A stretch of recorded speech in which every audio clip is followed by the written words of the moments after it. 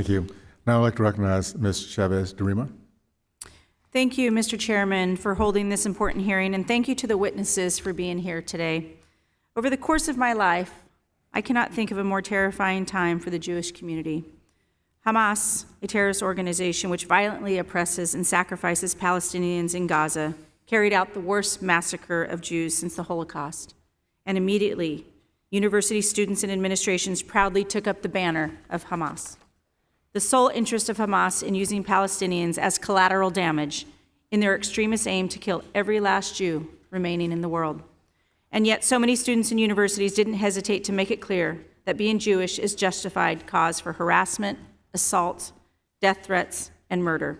The question has to be asked, why is anti-Semitism such a shared sickness in American universities? For many elite institutions, Jewish students were prohibited from attending for a significant period of their existence. And if American history has taught us anything, it's that ingrained racism is something you have to force out of institutions. It doesn't disappear on its own. Mr. Marcus, are you able to further provide the committee the historical context of anti-Semitism in American universities? Thank you, Congresswoman. I agree entirely with your remarks.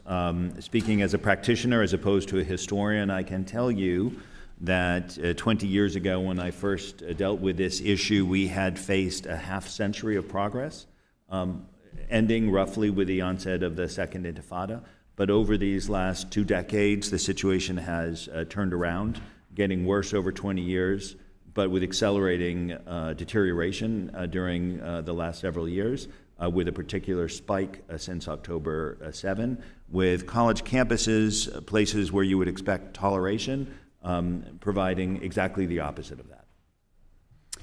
Ms. Tartak, thank you for being here, being so brave.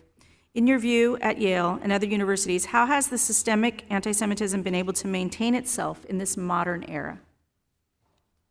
Thank you for the question. So the sense that I've gotten from university administrations and the reason why they seem to really be failing to handle this issue is because somehow it has been successfully politicized. To be more specific, so that administrations and I would say, pro-Hamas students and faculty view any condemnation as anti-Semitism somehow as another form of bigotry against Muslims or Palestinians, which is why we wind up with statement after statement of both sidesism when a Jewish student is harassed or assaulted. This happened at the University of Massachusetts Amherst. A student was beaten up. A Jewish student was beaten up while holding an Israeli flag. They then came back and took a knife and destroyed the flag. And then the university's statement said, we condemn anti-Semitism, Islamophobia, and maybe they also said all other forms of bigotry. This is just, it's pure evidence. They cannot condemn anti-Semitism by itself. And so that's a really good way of erasing anti-Semitism when it happens. Thank you. You being here gives me, and I imagine everyone here, a lot of hope.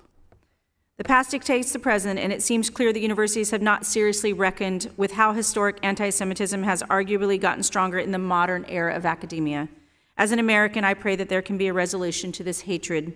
As a member of Congress, I remain determined to continue working to ensure the existence of Jewish people is protected.